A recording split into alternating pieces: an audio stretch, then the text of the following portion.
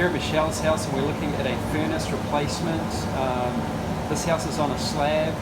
All the equipment is inside a cupboard next to the living room near the front of the house. A couple of things here. You'll notice that for the access, we've got the water tank that's kind of blocking the way getting the furnace out.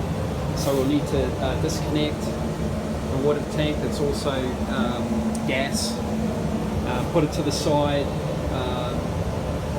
get the old equipment out, old equipment in, and then put the water tank in and connect it back up when we're done. So yeah, 80% going into a flue.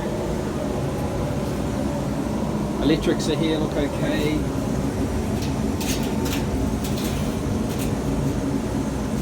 Looking at the gas shut off, there is a isolating valve on it. It's a little old. Yeah, so just the thing that just jumps out is having to move the water tank to get the old equipment in and out. Everything else is pretty straightforward. It's a newer coil connected to the AC outside.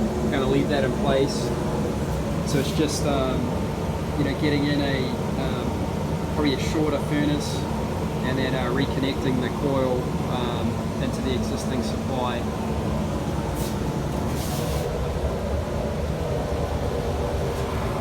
So here's our front door. You'll notice that we've got new flooring that's put down, so we do a good job of protecting that.